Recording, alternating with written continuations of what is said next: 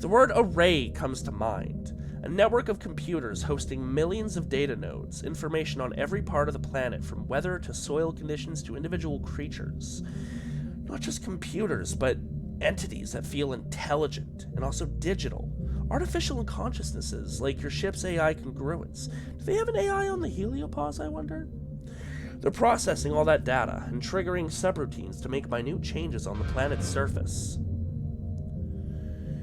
Then a booming voice enters your brain and obliterates all else, speaking more in abstract thought than words, but loud.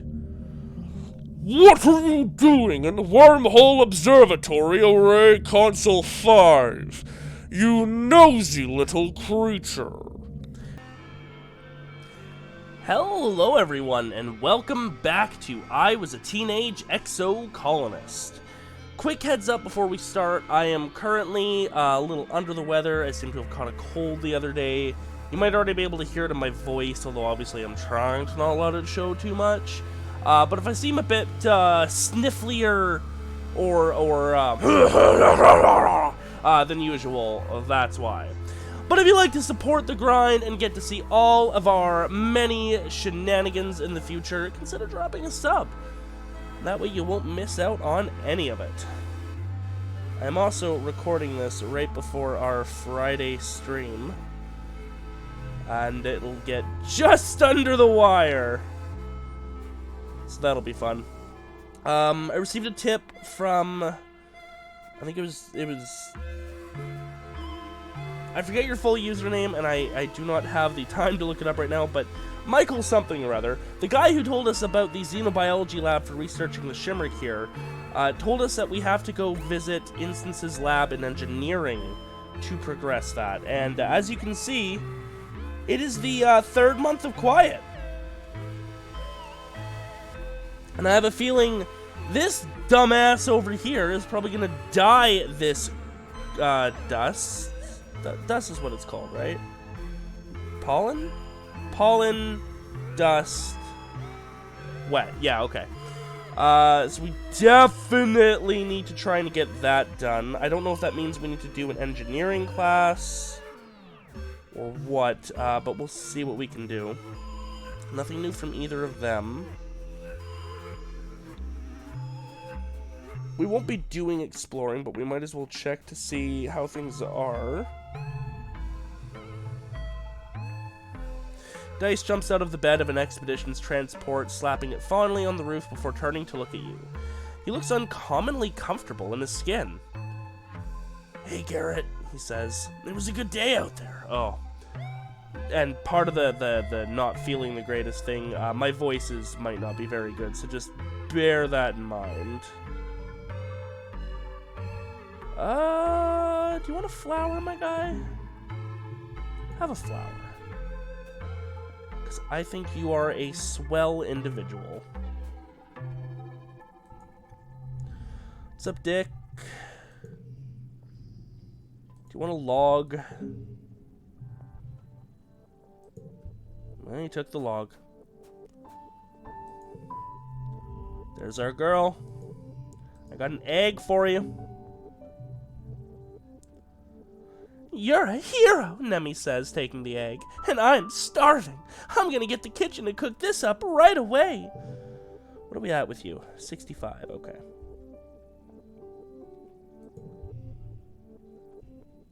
Kai. There's Tange, my second favorite. Okay, she's got nothing for us. What about the Wonder Twins over here? Hug. Do I have a gift for you? Have a flower. He does not like flowers. I got his birthday, though. Oh, yeah, okay. "I have everything I need, for real. This place is great.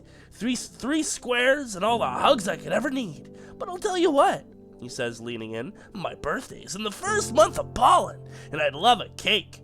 If you know how to make one, I don't. So, damn. I'm not buying you one either. Apparently, if Tammy's alive, she'll make you a cake every month for free. Bless that girl. But okay. Does he just not like flowers? Is that what it is? Or does he just refuse gifts? So he doesn't dislike them, he just refuses gifts. Okay. Unless he only refuses gifts in the last month of quiet. I really don't know. Not relaxing. We're at 0 stress.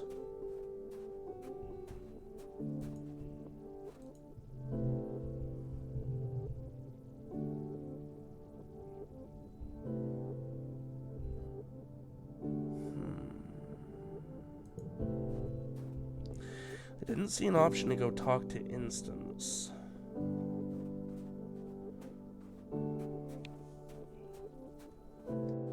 Oh, I should talk to Nomi. Sorry, my person. Nope. I've already given you a gift recently. That makes sense. Oh, who's this? Oh, that's Mars. Hi, Mars. What's up, girl? I do not care about what you have to say right now. No? Okay, so it must be working in engineering.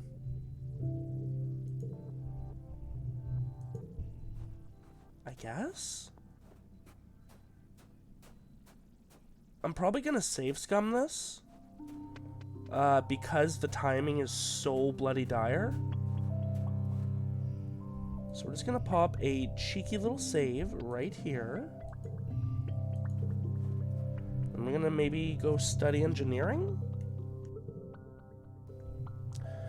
You never got around to attending physics class before Hal died. That's a lie. I did it at least once.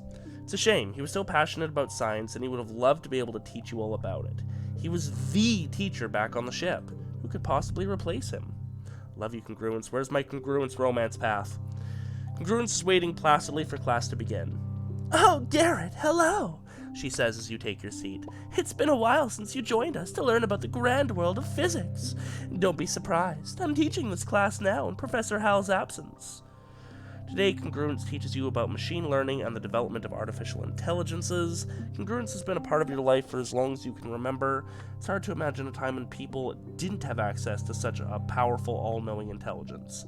How did people used to learn anything? Here we go. Okay, cool. So that was the answer. Tangent and Chief Engineer Instance have been hard at work in the lab trying to find a cure for the Shimmer disease. I'm probably still too late, unfortunately. You join them in their research. You're the one who found a sample of the Shimmer fungus and analyzed it. You're the one whose father suffers the most from it. You confirm that the Shimmer is an airborne fungal disease, and that the thick, choking spores and pollen are the same fungi from the Valley of Vertigo, the ones that colonize the host and turn their bodies into more spore-producing fungus. Finally, you have a long-due breakthrough. Sunlight. Cool. You try inoculations, antibiotics, and antifungal creams, but what finally works is a high-intensity light treatment mimicking the full force of the sun's during dusk, coupled with an injection to increase its potency. Of course, Tange exclaims. The fungal colonizes animal life during pollen, and some succumb to it, but the intense light of dusk scourges the fungus from the survivors. It's all part of the natural cycle. Treatment works on samples now to test it on a subject. Bravery 10 or greater. 10 animals 10 or greater.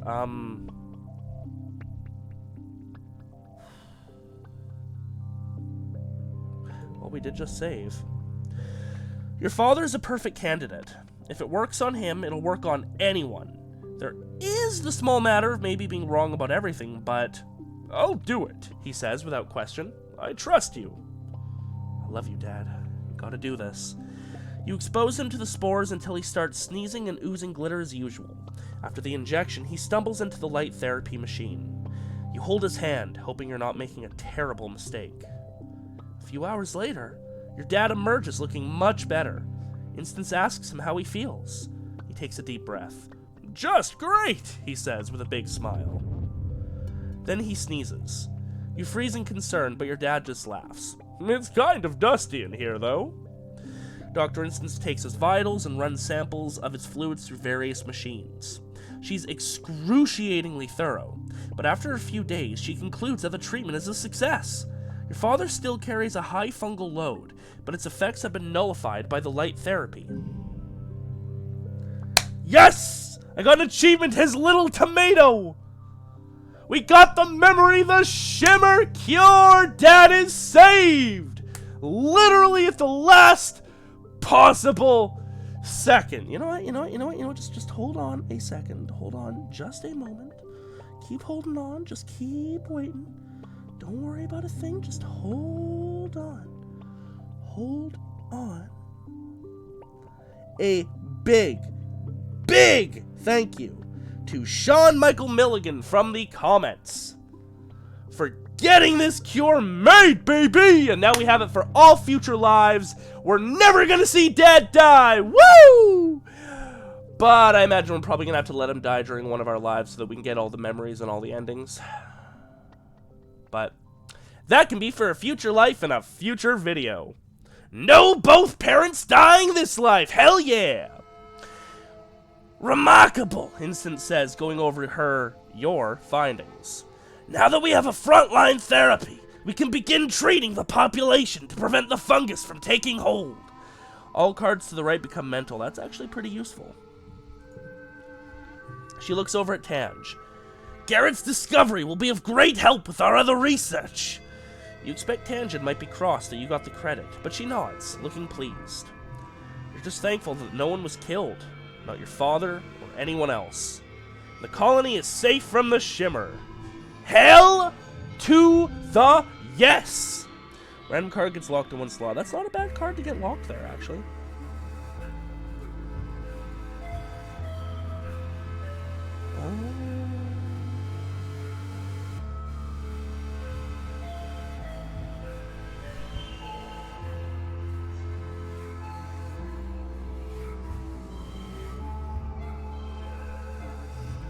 Yeah, I think that's the best we can probably get. Almost. We could have gotten to 42 somehow. 6 engineering. God damn. 2 more and we get a perk for that.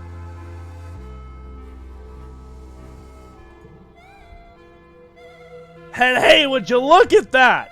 It's pollen. No dying daddy for us. Yo, what's up, girl?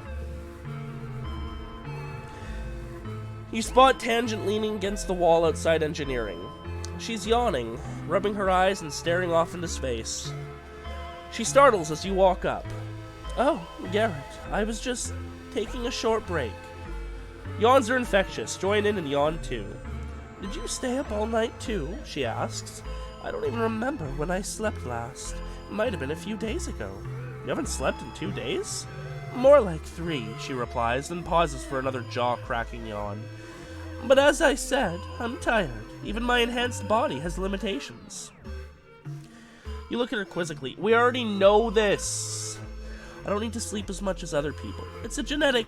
what's it? She says foggily. You know, a DNA enhancement.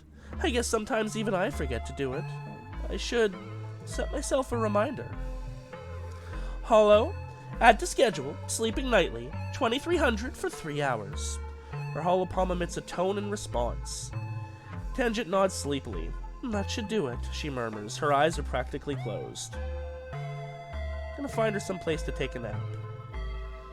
Sure, she would have liked the energy drink more, but this is cuter, so we're going with that. Tange follows you obediently into the engineering wing, too tired to protest. You slip into medbay to grab a blanket and pillow off a shelf. By the time you return, Tange has already fallen asleep, curled up in an egg chair in the waiting area.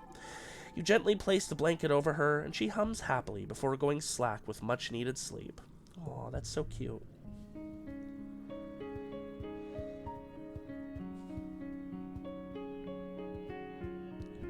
What's up, Calcifer?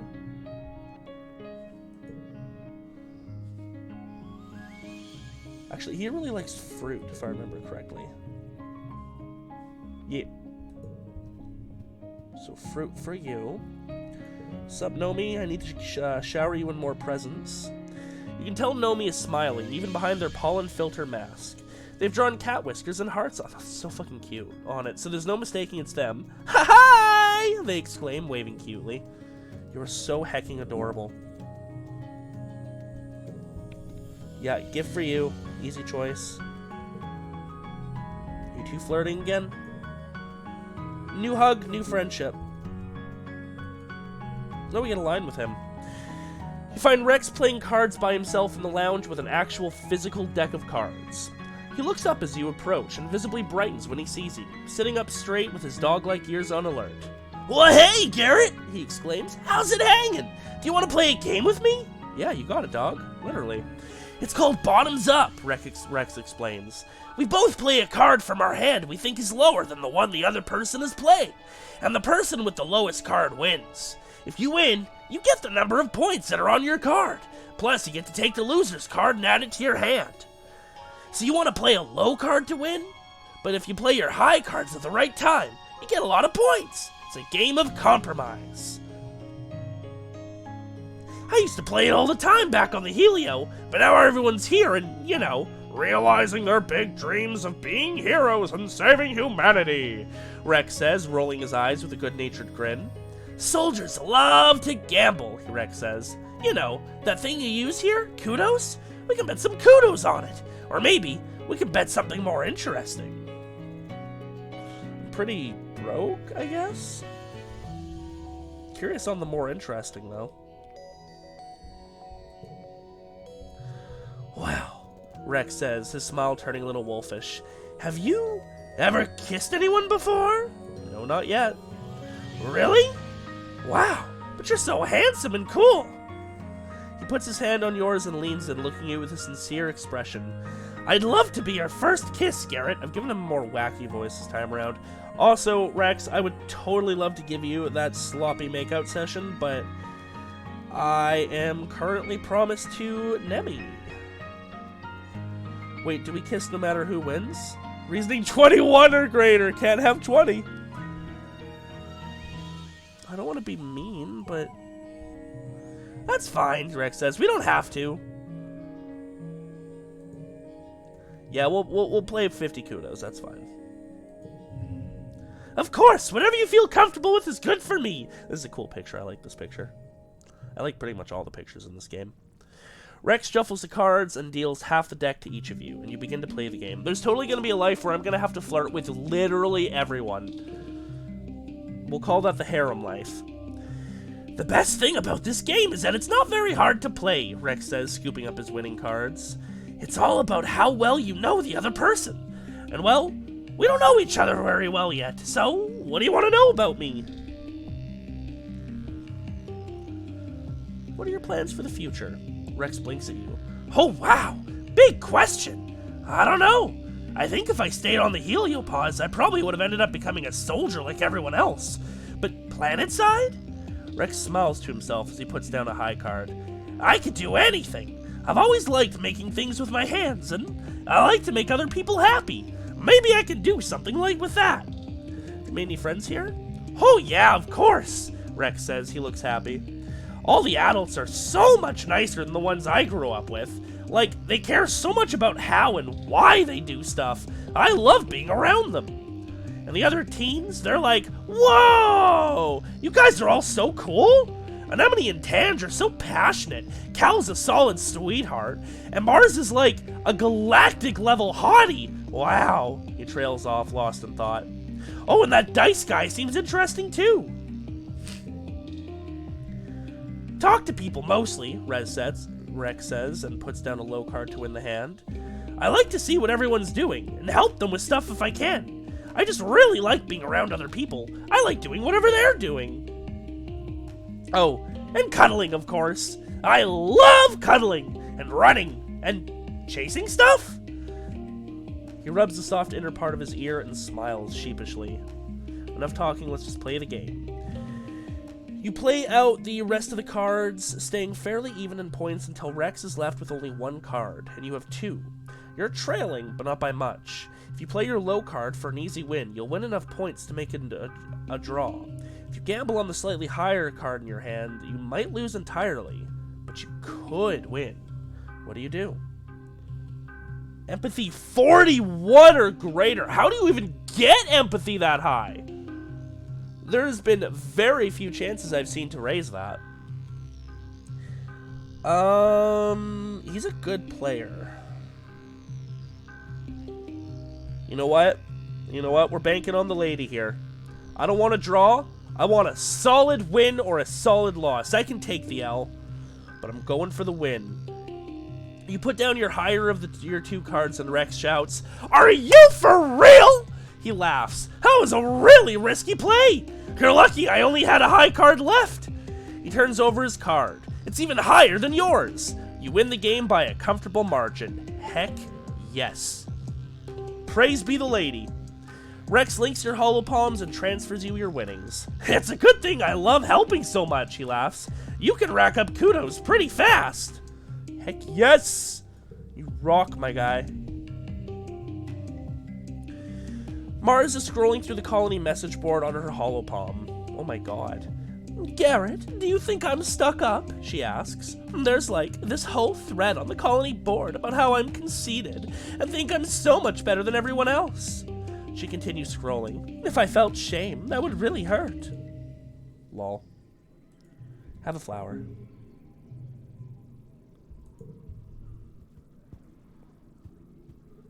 Yo, what's up, Dice, my bro? I got nothing for you, my guy. I don't think you care for the flowers. But, you know what? You can have one anyway. "The soldiers are a bunch of assholes," Dice mutters, wrapping his arms around himself.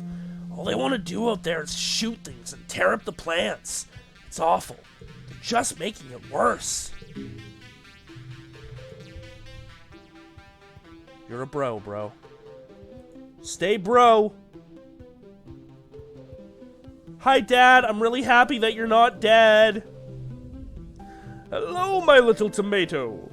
Your dad's voice rings out across the fields, hale and hearty. You don't have it in yourself to be embarrassed. Not during pollen. Not with the memory of him struggling to breathe so fresh in your mind. "Are you coming to check on your old man?" he teases you. He takes a deep breath, holds it, and lets it all out comfortably. "I'm doing great! No congestion, no sneezing, and I definitely don't want to take a hike outside the walls." Oh yeah, that was part of that, wasn't it? I guess it's a good thing we didn't go for a walk. Your dad pulls you into a big hug, ruffling your hair. He smells like sunshine and dirt and sweat, and you've never been happier to breathe it all in. He's alive! "I'm proud of you," he says quietly. "You can pull off miracles, kiddo." Dad's love. Aww. +1, 2, and from other? Ooh, that's an interesting card. "I love you, Dad! Don't die on me, you son of a bitch!"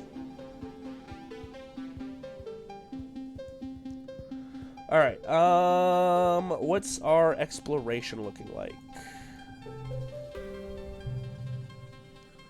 We could do the plains. Got 4 events remaining in the valley. I'm pretty sure we did that to satisfaction. All events have respawned, then let's go to the ridge. We need to get that done. Advance the exploration plot and all that good stuff. Yo, what's up, Dicey Poo? What you got for me? You're about to set off on your gliders when Dice stops you.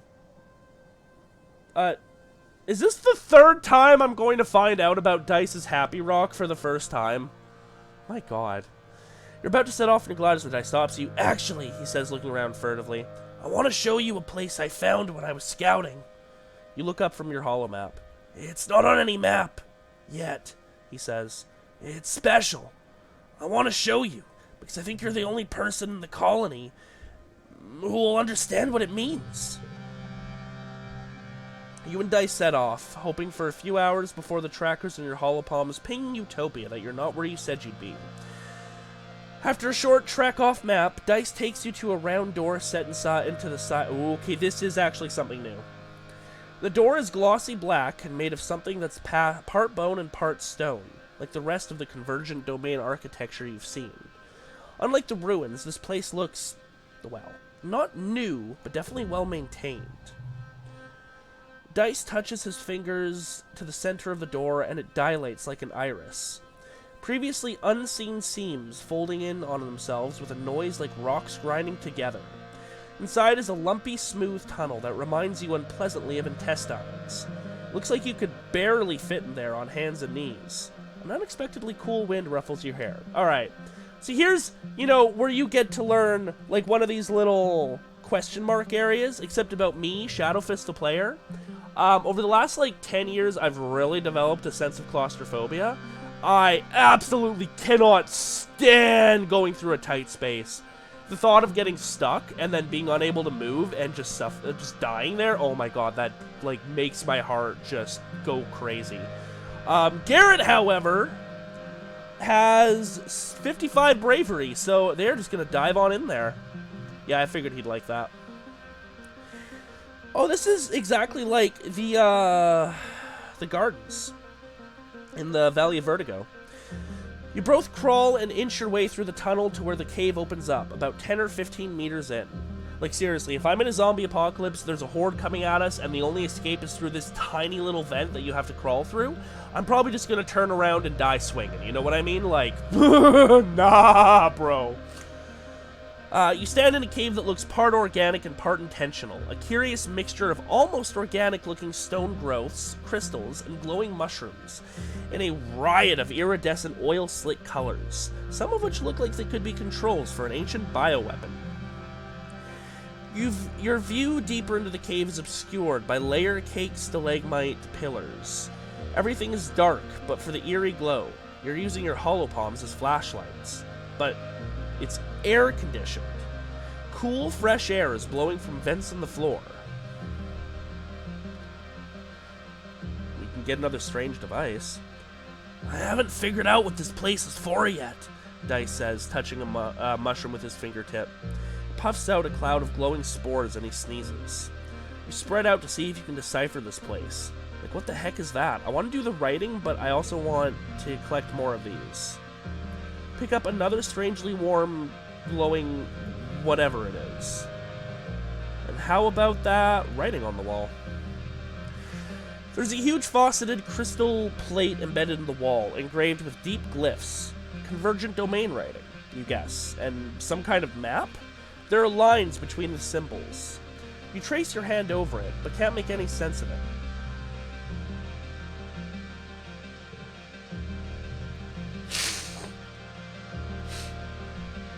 I might have been muted for a second there.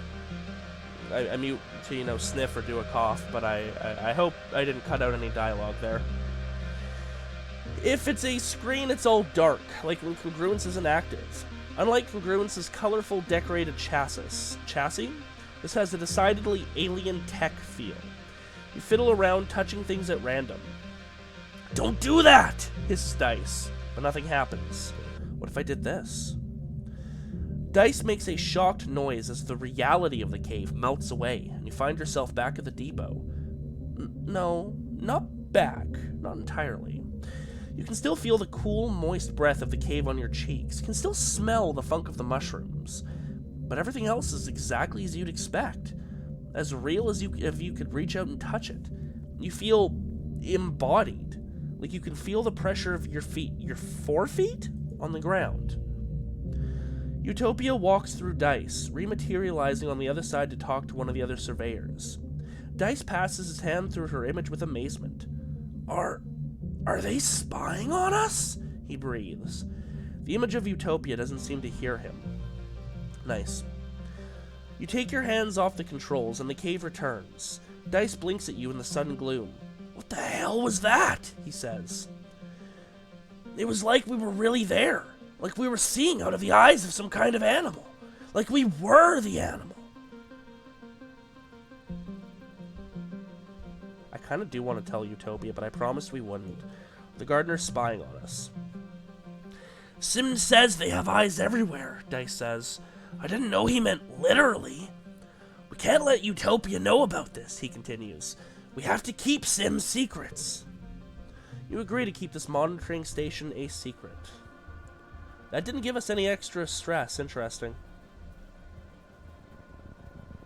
Okay, we're going to skip through events for now so we can fully loot this place and be a little pickier and choosier. That's still the radiation, if I recall. Maybe we'll just do that really quick and see if we can still back away. Oh, it's this thing again. You know what? I want to look up for the rain.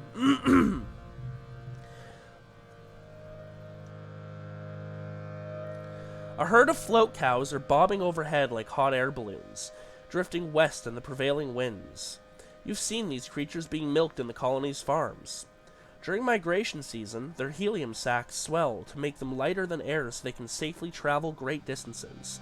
You've also heard what they use for ballast. Oh cool, we're getting pissed on. Sad. That wasn't rain at all! It was float cow piss! You try to dodge another shower, but it splatters down on you, soaking your head and shoulders. Oh, gross. At least the heat makes it evaporate quickly. And hey, at least we know for sure. Oh, actually, oh yeah, they loop back on each other, that's right. Okay, we'll pass through there. Take that.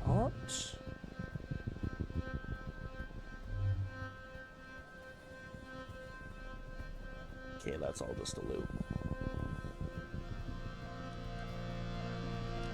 Anything on wall opposite? No? Okay.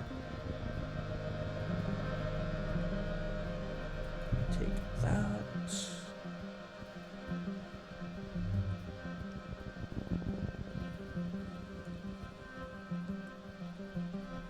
None of these have any indicators as to what there be. There's going to be all question marks. Sure, we'll do this one. You're walking along a ridgeline when your foot knocks some rocks down the slope. You anticipate the familiar clatter as they plunge down into the chasm, but realize it's silent. Just the wind. You peer down the slope. Nothing's falling? Wait, the rocks you dislodged with your foot are just floating. You take a step forward and realize you feel lighter, too, like you've taken off your mountaineering gear. You take another step forward. It's a struggle to keep your foot on the ground. With one more step forward, you realize it's possible to take both feet off the ground. You're floating. You nudge your foot and let the momentum float you forward a few feet, feeling more untethered by gravity the further forward you go. The ridgeline is narrow, with a steep drop on either side. There's no way around the strange anti-gravity field. If you fall out of it, you might plummet into the chasm. Onward and upwards! Interesting. Okay, what if we do a boom, boom, boom? And then we can go boom, boom, boom. Nice if I had a 4 here. Oh, hey, that totally works. 19, 15. Okay, fine. We'll hold on to those then. What if we do bing, bang, boom? 28.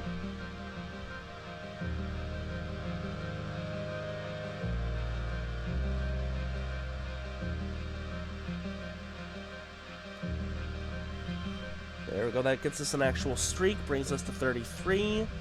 Then we just need a 24, which I think we can do.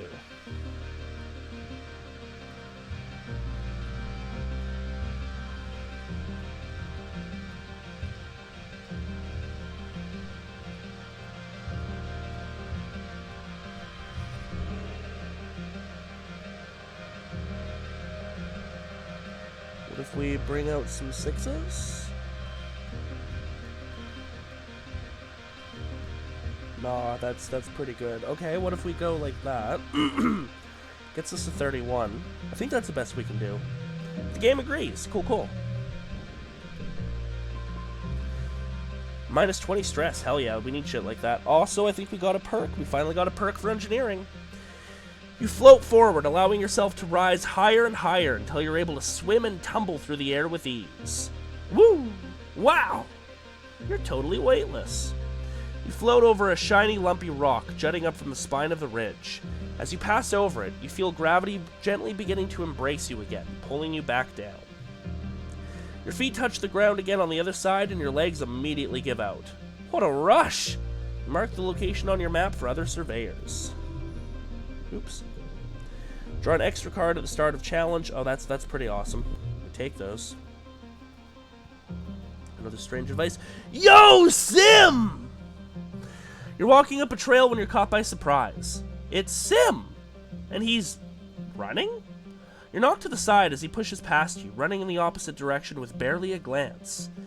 You shout and chase after him, but after a few seconds it becomes clear you don't have a hope of finding Sim when he doesn't want to be found. Except for the one time we totally found Sim when he didn't want to be found. You turn and continue along the path, and along the next bend you spot a familiar face. Utopia. She's collecting rock samples with a pickaxe like an old-timey prospector. Sarcasm.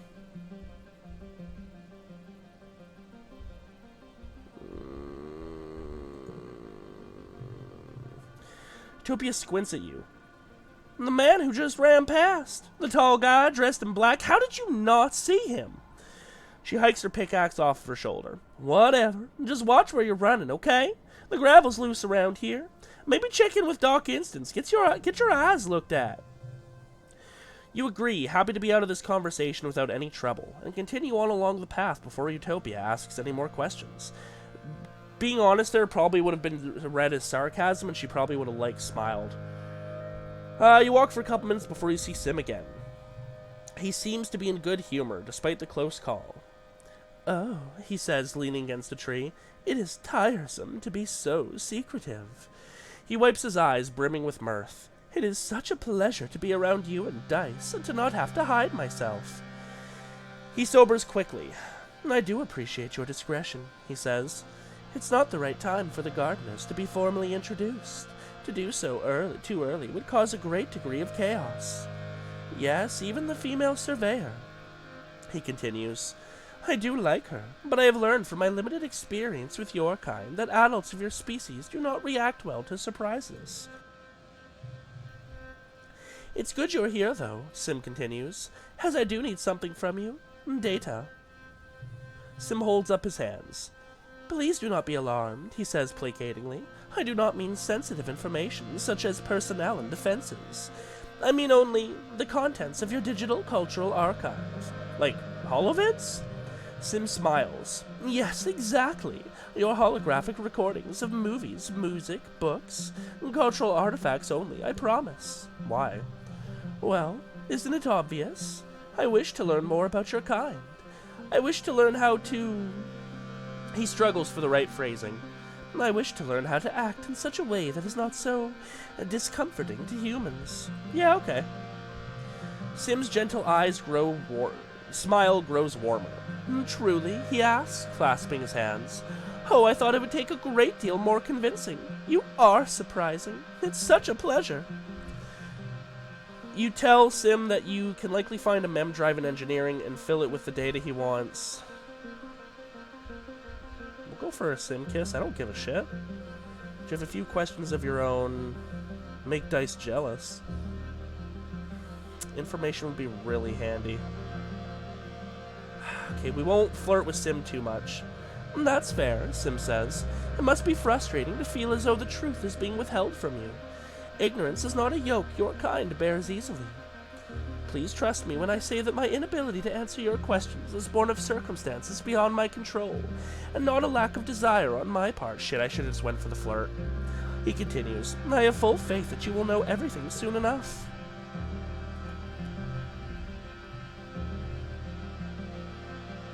Did you bring what I asked? Sim is standing in the shadows, wrapped up in his clothes like he's trying to blend into the jungle. He looks like a vid actor pretending to be shifty.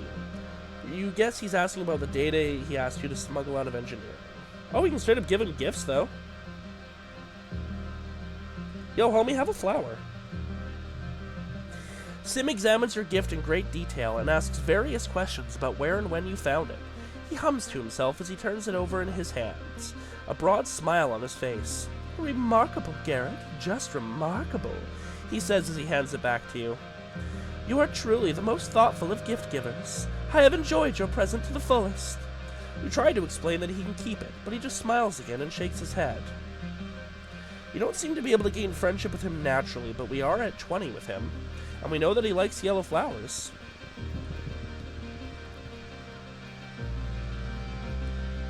I'm kind of glad I didn't use it up, though. I think this is the way to go. Yeah, this is totes the way to go. Alright, we'll go the other way then.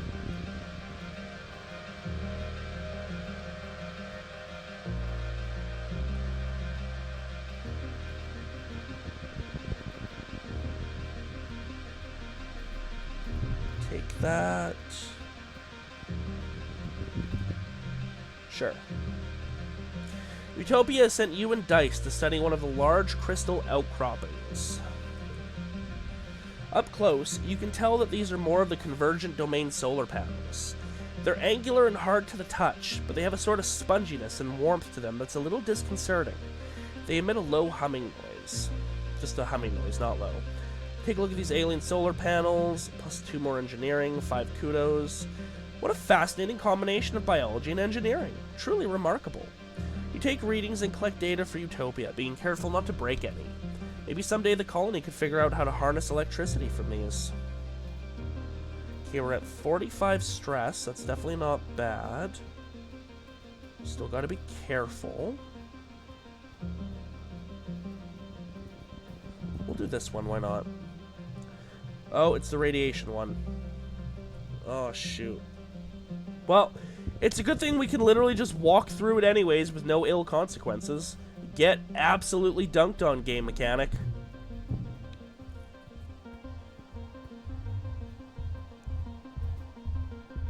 Ooh, a thumper. I think that's about as far as we made it last time. Oh no, we made it slightly further. Alright, we'll do this. You find your way blocked by... Oh, we've literally done this one again. Okay, well, we'll do the challenge again. Up our engineering a bit more. It's only a 69. That's going to be a giggity from me, bro.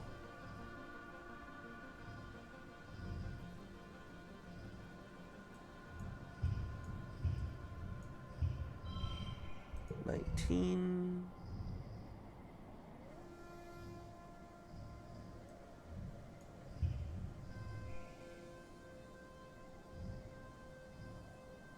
One, 4, 5, 6. Shimmer Cure was pretty useful there.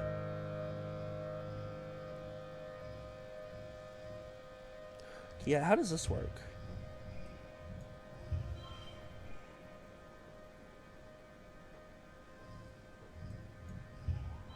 So, like, every card gets a +1, and it gets a +1 for every other card being played. That's pretty sick. Won't lie.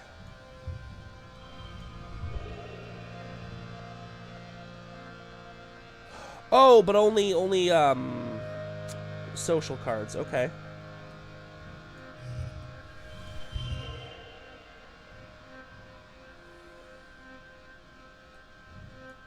$39.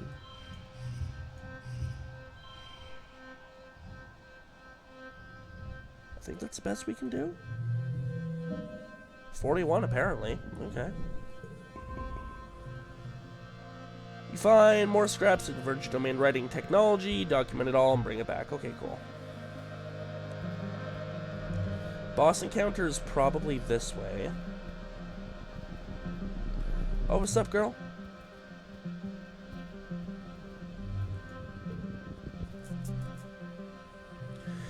Utopia has sent a team of geologists to get a closer look at this region's weird terrain. You come across them working, and Utopia beckons you over. Garrett, she says, drawing everyone's attention to you. Garrett, come here. Everyone, Garrett's been working in this area for a while, and I'm sure he's got plenty of information on what's out here. The geologists politely turn towards you and listen. Here's what we've got so far, Utopia says, speaking directly to you. Judging from how the layers of sedimentation are broken up, this place used to be pretty flat, there must have been a ton of earthquake activity, ripping up the land and bringing up these huge ridges. We can date the quakes around the time a lot of these ruins were created, she adds. And we're looking, but we haven't seen anything built after them. Like that was it for the old convergent domain. These broken up layers are the same across the planet. Something sure happened about 20,000 years ago. Mention the obsidian layer, because that's pretty damn handy. You explain that below the sands, there's a thick layer of the dark silica crystal obsidian stuff the convergent domains used. Utopia nods. Right, you can see it in the stations, yeah? It's one of the major landmarks in the geological timeline. Obsidian and earthquakes are both associated with volcanoes, but there are no volcanoes here. Not even a fault line, Utopia says, wiping her forehead. It's just not natural. and the findings on the crystals. Some good kudos, man. The crystals soak up energy from the sun and transfer it underground. What if that energy was unleashed suddenly? Utopia watches, bemused, as the geologists crunch numbers. It would have been an enormous amount of energy, but if this entire region was one big solar battery, that kind of energy, the energy of 2 suns, could definitely cause earthquakes of the magnitude that could rip apart the land. Let me help them work. More engineering. You set up a drone hive to measure the sediment layers along the cliffside and learn a few things about rocks. Cool, cool. Definitely gonna pass through this. More strange devices. Oh, excuse me. Flower and a crystal. That looks like a boss encounter. Yes, sirree. What are we at? 73. Alright, we'll do this one and then we'll do the boss encounter. A beautiful little locust lands on your arm. It calmly washes its face with its forearms and vibrates its wings like it's cooling off. Aw, the poor little guy is all alone. Befriended! Doing this Forza style, baby! Shout out to my other Common Rider nerds. It's 1 for each gem on the other cards. So we go 4... 7, 7. 6, 6, 7?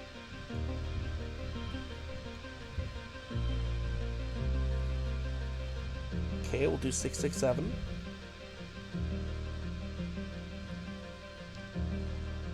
And then...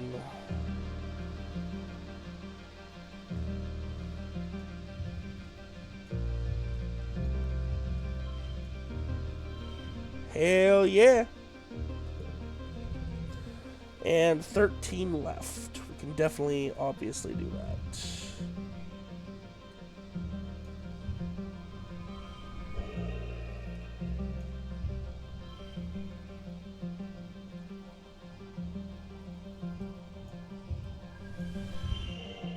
$31.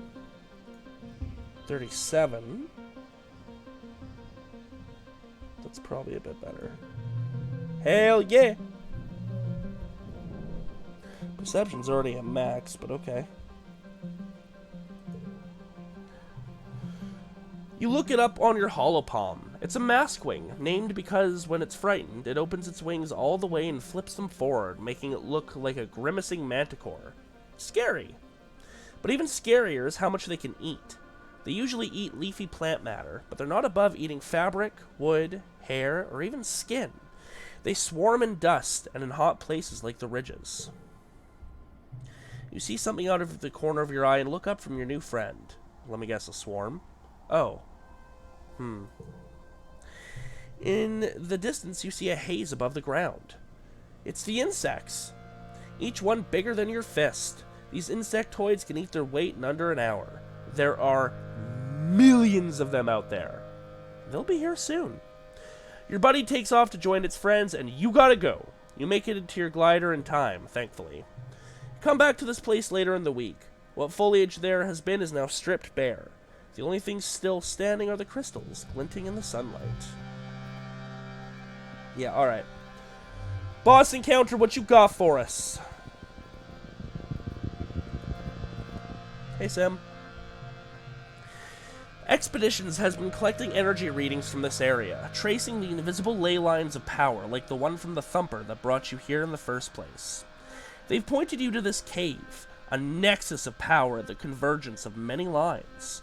You can feel the energy is different here, like a barely perceptible hum that prickles up the back of your neck, like something is watching you.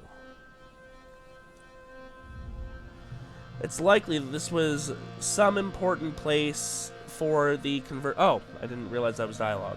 It's likely this was some important place for the convergent domain, Utopia says, leaning on her glider. I've sent teams through, but it gets mighty tight in there.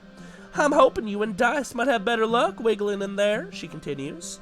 Might be the caves inside open up again, and if they do, take plenty of readings and report back to me. Dice is vibrating beside you on nearly the same frequency as the weird power fluctuations. "This is the real deal," he whispers, mostly to himself. It's hard to shake the feeling of being watched. In fact, you're sure... Oh yes, of course, there he is. You can see Sim's mysterious form up there, watching you from a nearby ridge. He holds up his hand in greeting when he sees you looking. Utopia nods and leaves you to it. What's the plan? Definitely talking to Sim first. You ensure that Utopia's good and gone before you and Dice kick up your gliders and go talk to Sim. He looks delighted when you land beside him. "You're getting warmer," he sings songs. "Hot, very hot."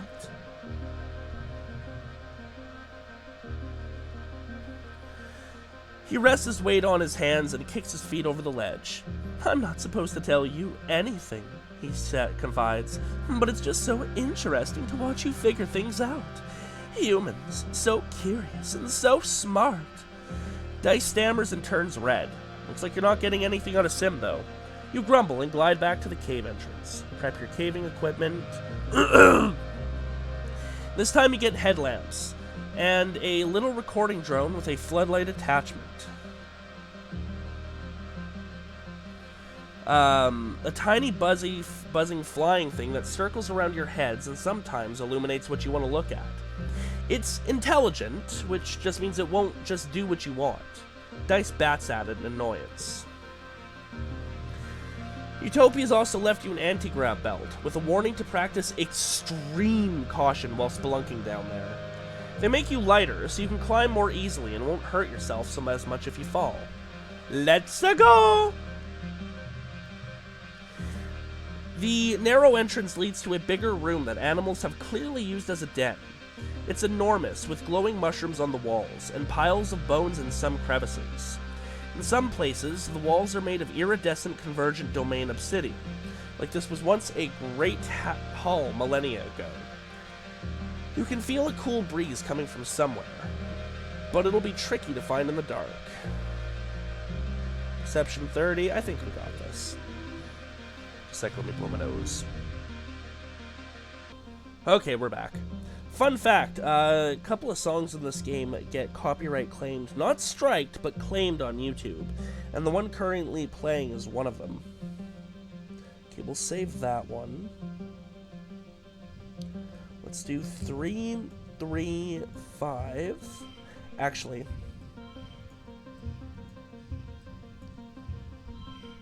is that better? It's the same, actually. Fine, we'll keep our other strength card. Or physical, I mean. First collectible use is free, and that's handy, but I don't really have good collectibles for this.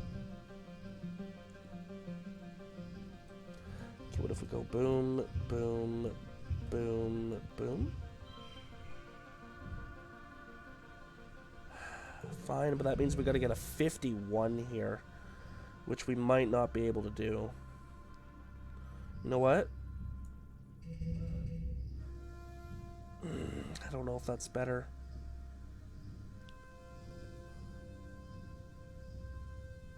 Actually, if we go boom, boom, boom, boom, boom.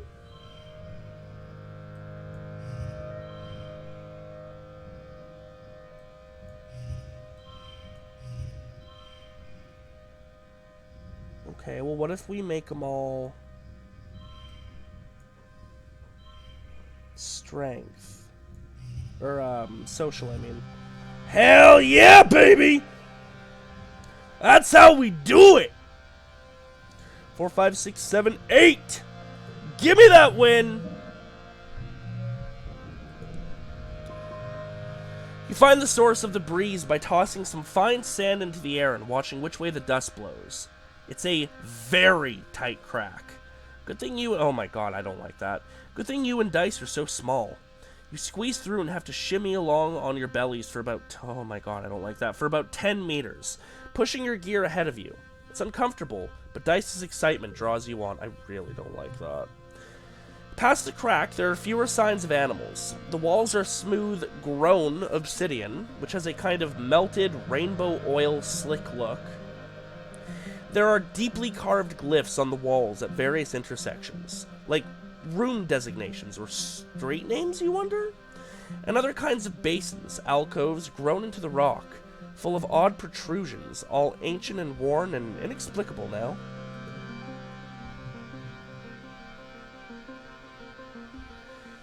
It feels homey.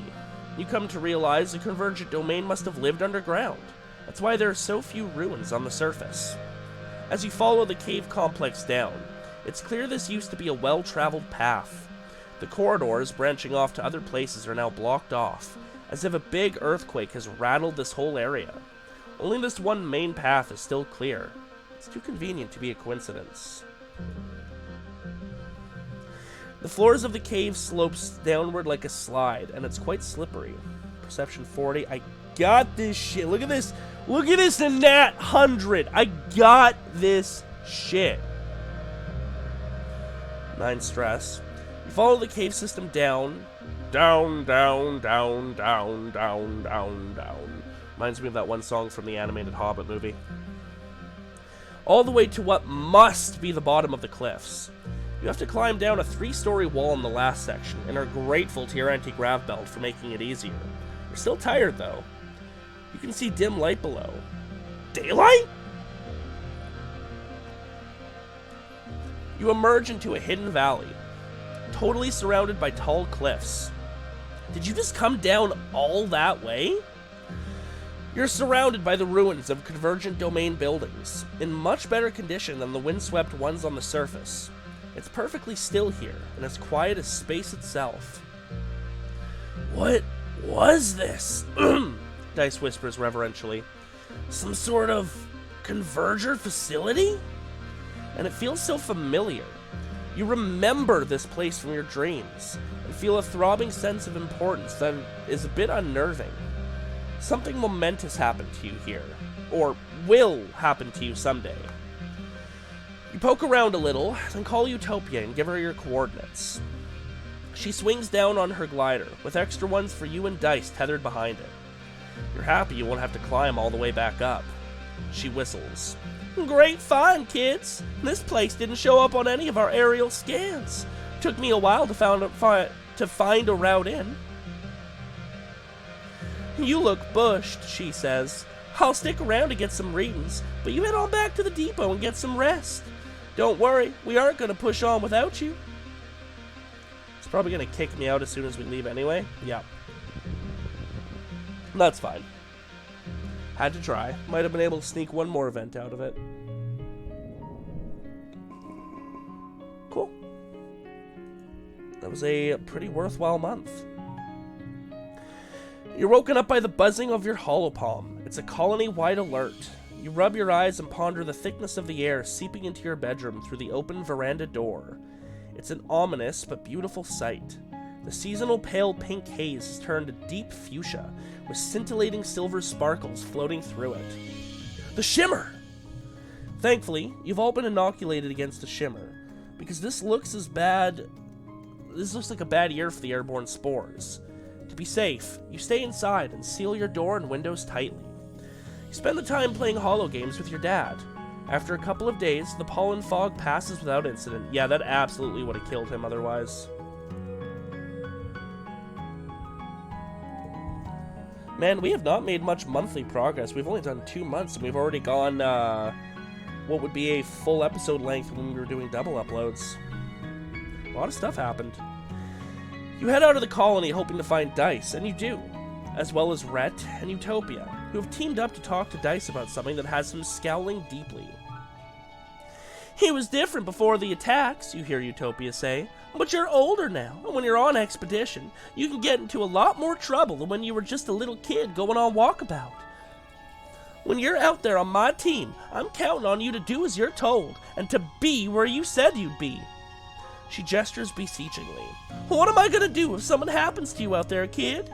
What if you disappear one day and you're hurt and no one knows where to find you? What if... I'll be fine, Dice cuts her off. I can take care of myself. And if I can't, that's on me. That's not how it works here, Rhett says, his voice stern. You're not just putting yourself in danger out there, you're putting the whole colony in danger. I know you're a bit of a loner, son, but you have family here. All of us. We're all your family. We're going to send people out to find you. And what if they get into the same trouble you did? He continues. We're counting on you to follow directions out there, to keep everyone safe, not just yourself. What if I don't want to be found? Dice explodes, waving his arms. What if I want to be left the hell alone? Rhett and Utopia are stunned by Dice's outburst. Rhett opens his mouth to respond, but Dice talks over him. If I don't come back, just leave me out there, he spits. This planet wants me dead. Maybe I deserve it, huh? Don't you ever think about that? Maybe I deserve to die out there. Maybe we all do. With that, Dice stomps away. Rhett and Utopia look stunned. That's their Friendship 70 event with him then. You follow Dice around the outer walls of the colony, to where he's angrily pulling things out of the drain pipe hiding hole he's long since outgrown. Stupid humans, he grumbles, stuffing what looks like a bedroll into a sleeping bag. They never think of anything except...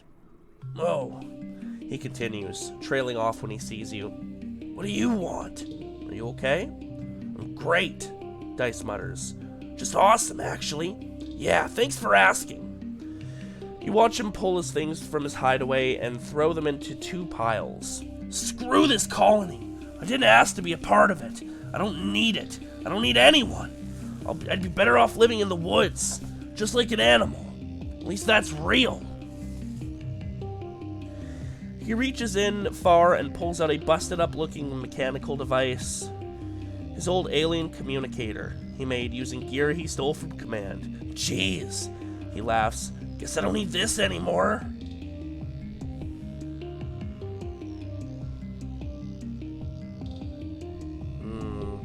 This is actually a really tough decision. Why? Dice says bluntly. There's nothing for me here, Garrett. My mom is dead. I've never had a father. My own twin sister hates me and thinks I'm an idiot. I don't have any friends except you. No one cares about me and what I want. Everyone here will be better off without me. And honestly, I'd be better off without them.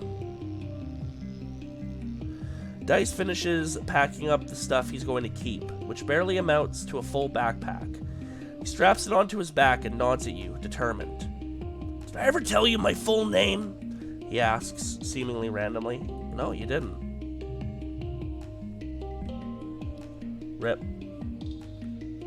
Dice smiles a little at that, just with the corners of his mouth, as he huffs a self-deprecating laugh.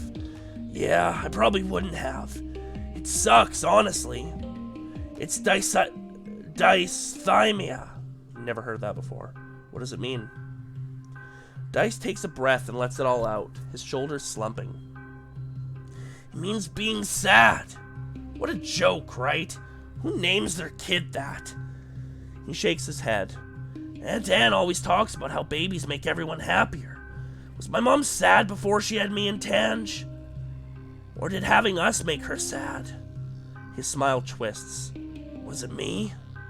Was I the reason? Dice scuffs his boot in the dirt. Whatever, he mumbles. No one's cared about me. Basically ever. Since before I was born. My own mom didn't love me. The one person who you think could. He looks up at the sky and blinks rapidly. Whatever, he repeats. I'm out of here. Thanks for everything, Garrett. You're the only good thing about this shithole.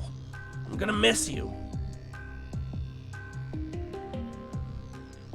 I mean, we can't stop him if he's truly going. I've heard hints that Dice is up to some bad shit later in the storyline, and this is probably part of it. He might bring something down on us, One Glow, or help lead the Gardeners into killing the colony or something. I don't know, and I'm a little nervous. I'm torn between giving him a hug and crying my eyes out.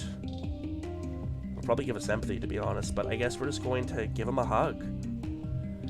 You throw your arms around Dice, who grunts and pats your back awkwardly. He doesn't relax until you finally relent and let him go. You watch him disappear between the fungal trees. Within minutes, he's out of sight. You're getting ready for bed later that day when you receive a colony-wide announcement through your holopalm. It reads as follows. Colony notice. A reminder that there are to be no unauthorized trips outside the walls without prior authorization from Expeditions Command. Anyone caught in violation of this rule will be punished. This includes going for a walk. It is dangerous outside the walls and is only to be done by trained and armed personnel. Oh, thank you, Command. How about that? You send Dice a message. Bunch of question marks. Dice messages you back immediately with just a picture of a knife. You're guessing he didn't get very far. Picture of a knife?! I'm sorry, what?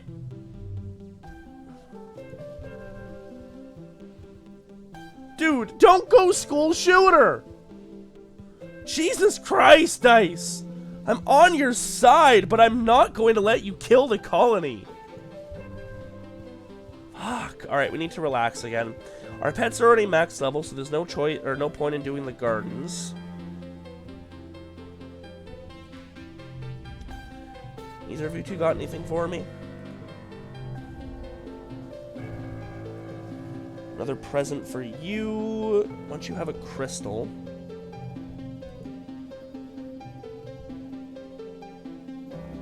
I guess I missed giving him a thing on his birthday? Yeah, so even though he gives it back and we don't get any friendship out of it, we have to be careful of when we give him a gift.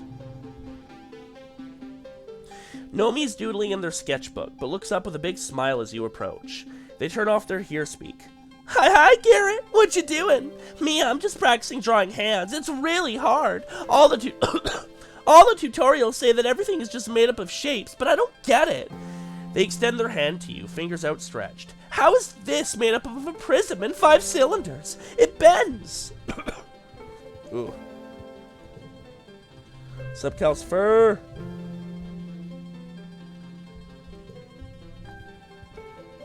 He's still whining about animals.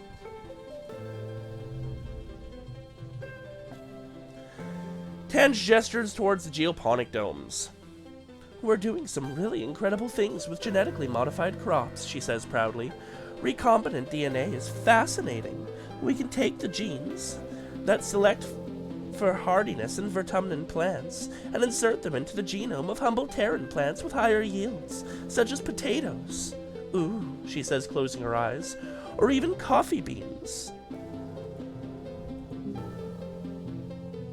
Damn. You would think she would love an alien device. I don't get you sometimes, Tange. Alright, where's my girl?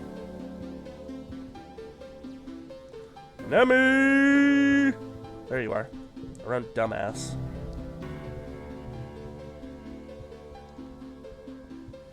Did you know that Helios doesn't have Vertumnalia? Nemi says. I guess that makes sense. It is a harvest festival, I guess. I'm gonna have to train triple hard this year to make up for all the competition.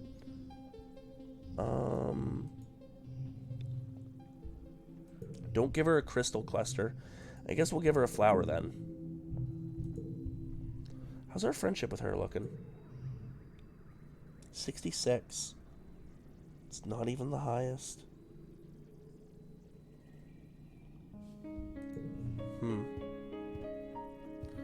Oh, hey, asshole.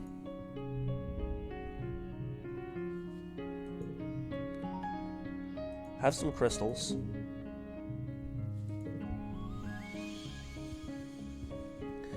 Alright. Any notices? Maybe we can buy something from the depot? Please wear your mask. Vertumnalia. Please report to Medbay for inoculation against a shimmer, Dr. Instance. Okay. Supply depot, what you got for me? Nothing new. Do I even have, like, room to put gear? Okay, we still need one more slot.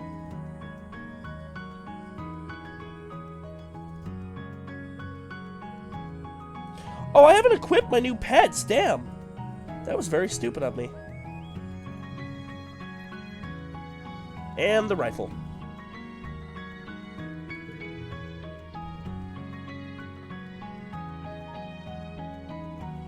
Oh, okay, I was like, +1 added to store every... I thought this was my gear list. I'm like, I do not have 7 cakes.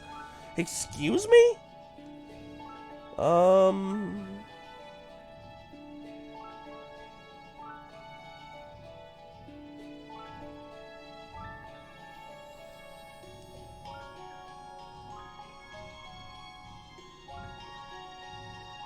I guess just drawing an extra card would be decent, so we'll keep saving. Alright, we need to relax. Let's do it on the walls, I think. Oh, anything out here? No, okay. I haven't seen any collectibles in the colony this episode. Unless I'm just missing them. Then again, literally only 2 months have happened. 3, technically. Oh! Whoops. Almost missed this. Sim asked you for data on human culture, television shows, music, books, things like that. You have unlimited access to Congruence's media archives through your holopalm, but for Sim, it will be a little more complicated. You'll need to find a physical storage unit with enough memory to contain a chunk of the holo archives. We stole one. The robot workshop would be a good place to look. You sneak in, nobody around, good. You rummage around until you find what looks like a portable holo unit in a drawer, then find a port in the wall to plug it into. An interface pops up with options to copy data onto the tiny drive. Perfect. You start by carefully copying your very favorite vids and games, then realize there is a shit ton more room on this tiny device. You sweep in several thousand more vids, as well as the entire contents of the school's Learningpedia. As you slip the unit into your pocket, the Congruence console above you suddenly flickers and lights up. Congruence seems amused. She doesn't sound an alarm, although you know you shouldn't be in here, but asks you in a neutral voice. What are you doing in here, Garrett? I need this holo unit for school. Sure. You casually take it back out of your pocket and present it to her. You tell her Professor Instance told you to come get one and put some data on it. You're studying Old Earth Median Humanities. Congruence actually believes you, you think?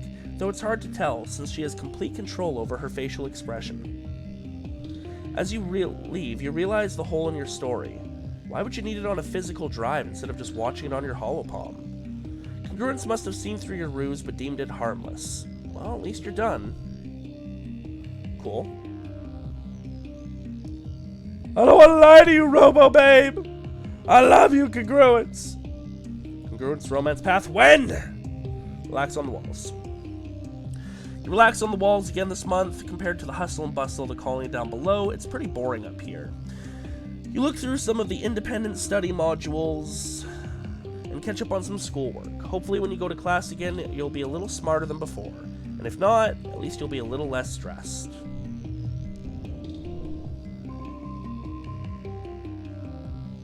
No need to forget either of those. I'd like to get rid of some of my 1s or 0s though, please.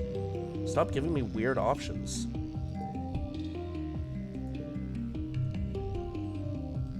Alright, late pollen, and we have a chance to actually get some stuff done. I don't think we're going to be able to successfully romance Nemi this life. In which case I've wasted all the flirting opportunities I could have been taken. Mostly with Tange. I really wish I'd gone for Tange. That's fine. Next life. Even if we don't succeed with Nemi this life, Tange is my next life priority. Nomi's pretty high up there too. And Utopia. I mean, we're gonna do it for all of them, but like, that's kind of my order of priority. Dice is oddly enough kind of high up there too. I would have liked, again, it's kind of a meme at this point, but I kind of would love a Congruence romance path. Let me romance the ship's AI. Cowards. Okay, nothing new from these guys. Let's get back to exploring then. We'll clear up the place, and there might be a new event from new boss event spawn. Yeah, that's what I thought. One collectible remaining. I missed one. We don't need to go back to the valley again, but I would like to hit up the plains again, just to see if like anything new is there.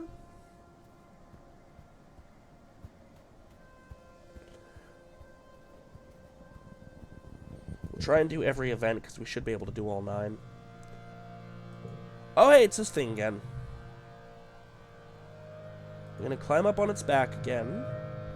We're not going to wait and see where it's going, because that did nothing, so maybe we'll hassle the Dorbs Moths? You wade into the cluster of Dorbs Moths, swinging your arms and feet wildly. They erupt in a cloud of dust, soft wings beating against your face as they flutter away in agitation. You sneeze, but that's all that happens. Climb down the other side and continue on your way. That -3 is really helpful.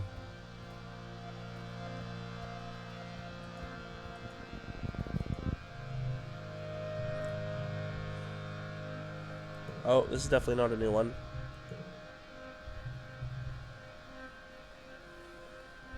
Honestly, we don't really need to do this because we can't up our perception anyway. So let's just be zen and let it be. Using Dice's strength, you find a sense of peace deep down and just block out the incessant buzzing. Here's another real-life shadow fact. I absolutely despise mosquitoes. They are the worst thing on the planet. And they all must die. They're not even needed in any ecosystem. Anything that has them as a food source has plenty of other insects that can fill that gap. Hate them so much. We've done this one before, but I guess we'll get another one of these.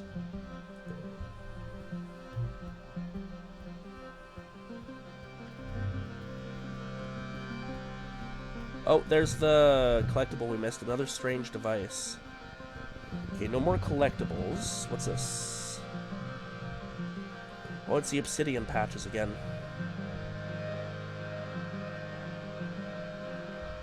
I think that gives us less stress.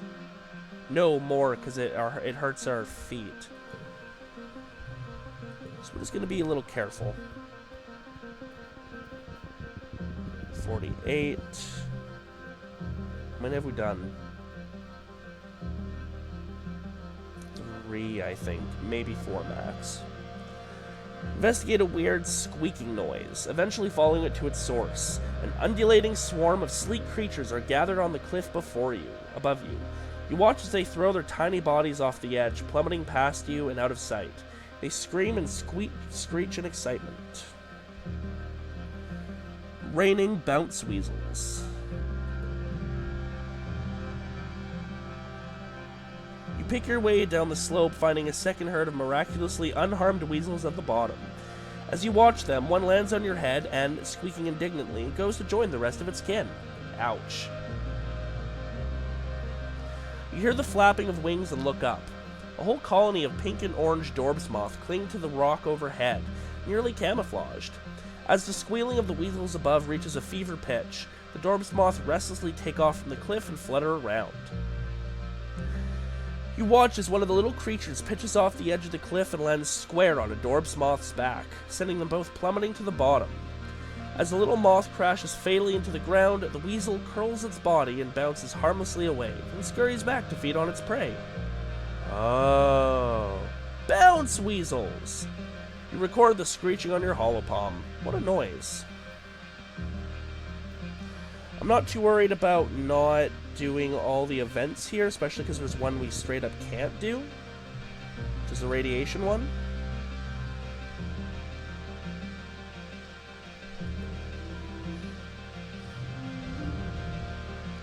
Got the water one. Okay, maybe we'll save that for the set.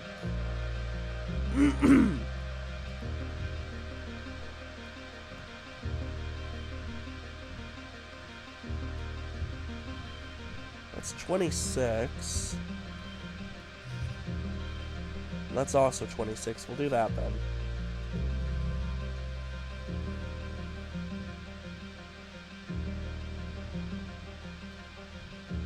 Four, 5, 6.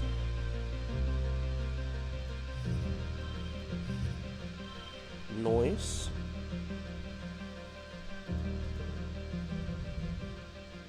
And 8. Definitely glad we saved that.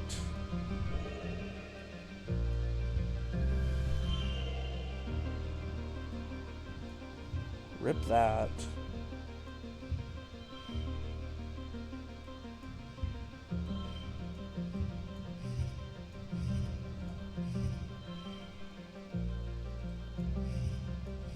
53.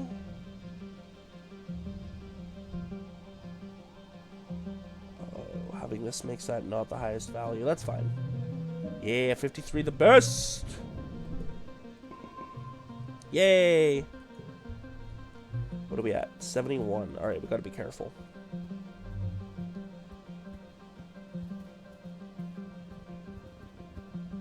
Oh, hey, we can give Sim our thingy-ma-booper. Summer guy. I knew it! I dreamed about it last night in my vat.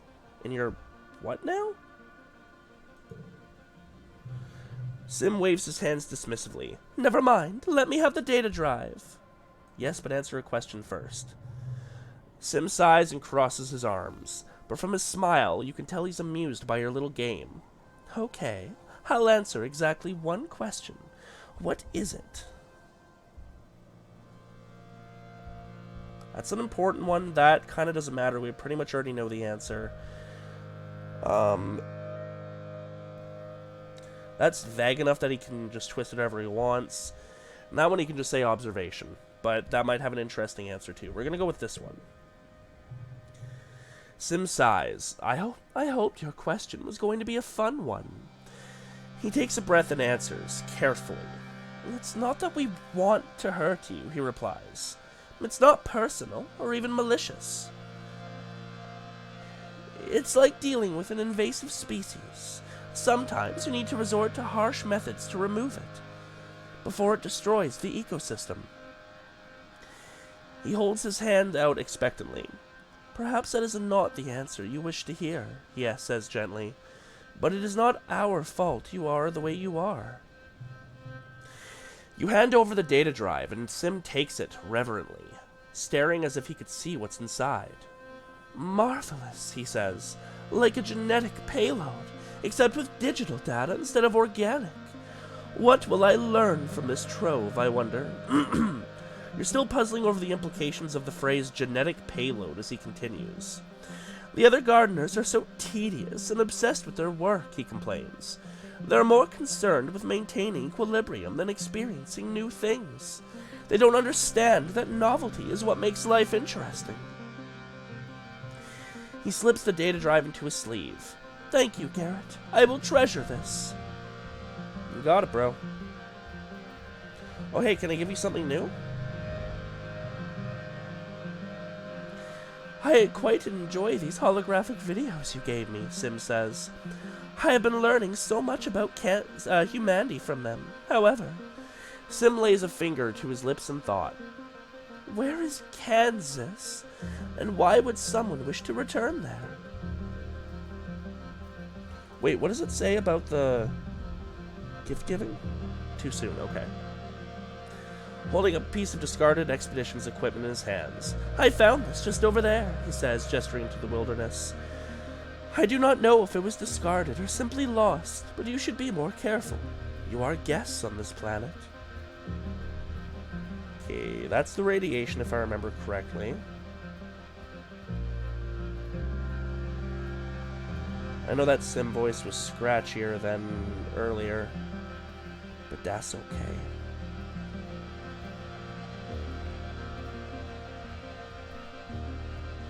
I think we've got just about enough time for the boss encounter. Yeah, maybe barely that, and then we'll have to call it an episode. Is it back here? It is. There's a thumper here now. Interesting. Utopia's given you clearance to poke around the ruins in the secret valley. Stars, this place is neat. Dice thinks so too. At least we didn't have to climb back down again, he mutters, but you can tell he's excited. The buildings are arranged in a spiral formation around a central point. They're made of that oil-slick obsidian, something that looks like petrified bone, and have parts missing where some other organic material has long since rotted away. It's all overgrown with vines and buried in shifting sands. You follow the spokes of the street until you approach the center of the valley, where a large pyramid-shaped building sits surrounded by thumpers and a variety of other smaller buildings. Take a look at the thumpers.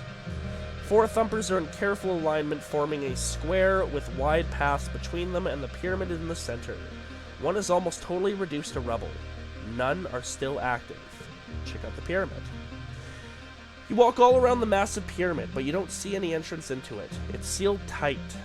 It vibrates with significance and looms hugely in your dream memories.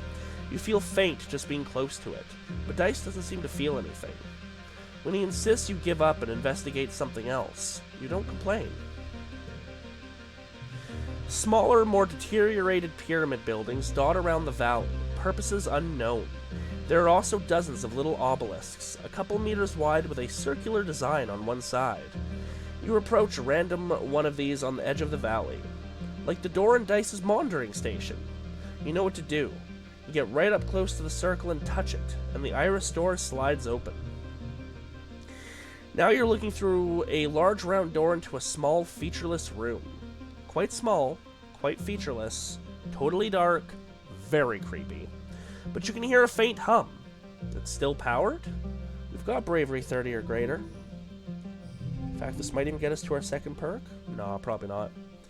+1 to social, yellow cards. 1 slot will turn cards yellow. Okay. Well then in that case... Why? Oh, it's +1. So that's 27 or 22. Yeah, we'll take the 27.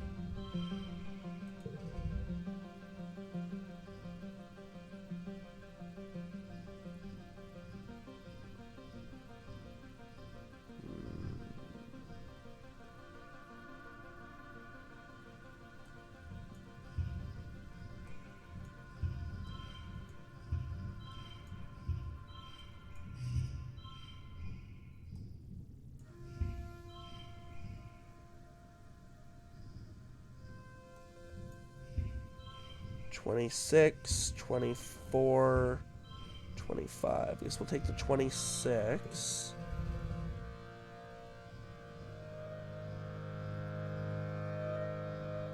I wouldn't mind losing this card. It's not very handy. The fact that it always turns the card to the right of it to a 5 is not good.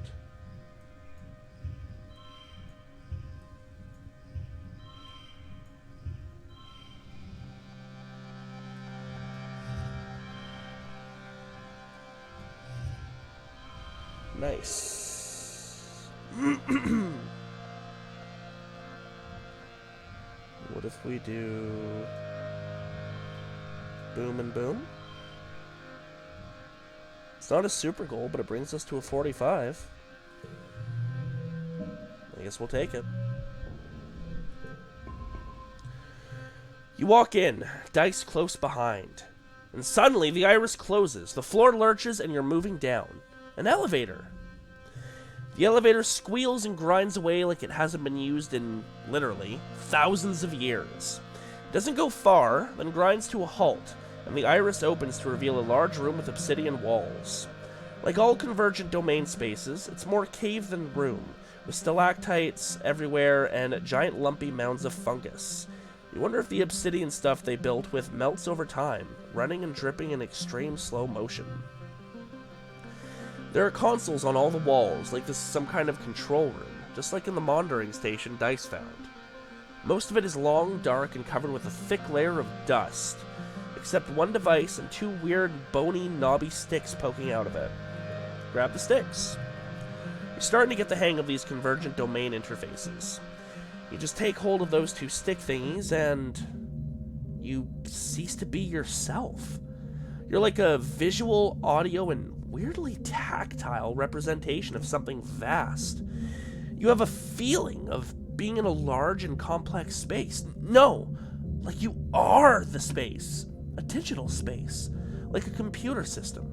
As if you were sucked inside a 3D representation of the HoloNet, and you could see files and processes and whole worlds of data, but in alien formats that speak to you more in sensation than logic. You let go of the sticks and the console room comes back. You grab them again and understanding fills your head. It feels not at all that different from your bouts of deja vu remembering, like of memories being inserted into your mind, and you suddenly just know how to use this interface. You just think where you want to go or what you want to know, and away you go. Hell yeah. The word array comes to mind. A network of computers hosting millions of data nodes, information on every part of the planet, from weather to soil conditions to individual creatures. Not just computers, but entities that feel intelligent and also digital. Artificial consciousnesses, like your ship's AI congruence. Do they have an AI on the heliopause, I wonder? They're processing all that data and triggering subroutines to make minute changes on the planet's surface. Then a booming voice enters your brain and obliterates all else, speaking more in abstract thought than words, but loud. "What are you doing in the Wormhole Observatory, Array Console 5? You nosy little creature." Then an explosion in your head, and you're thrown backwards and out of the array. There must also have been an explosion in your hands, which are now singed. The console is blown out and dead. You're shaken. Something didn't like you poking around in there. Whatever the array is, whatever lives in it has been watching you, probably ever since you landed. You have a feeling Sim has something to do with this. He's either in league with the array, or he's part of it. But knowing Sim, he won't tell you anything until he's ready to. You tell Dice about the array and the voice saying Wormhole Observatory. He looks around, impressed. "The convergent domain was sure up to some shit," he says. "And now you know about the array and how to access it. This could come in very useful if it turns out to be a danger to your colony." You decide to call it a day. Your arms feel all tingly and weak from getting electrocuted, and your heart is still thumping a mile a minute. But you'll be back. And I guess we might as well keep exploring. We can do one more event. I don't know if there's any left to do, though. There's just the radiation one, if memory serves.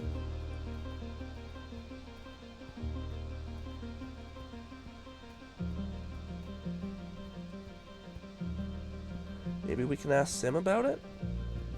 Oh, there's that one, okay. Sim's just up here. We'll see if we can ask him about the conservatory.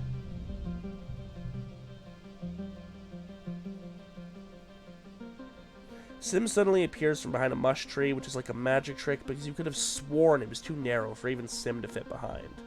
"Why, if it isn't a little sugar bug," he exclaims. "What can I do for you? You're not your dad. You're not my dad. You don't get to call me pet names.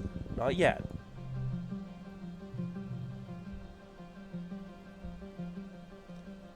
It's the Dragon Lake thing. We'll take some readings.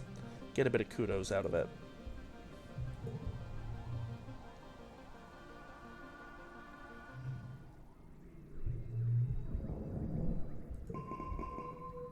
Cool. And now it is dust. Nice. And just like that, this is going to be an excellent spot to leave it off for today. Thank you to everyone for joining me. I hope you had fun. And I will see you all next time for some more I Was a Teenage Exocolonist.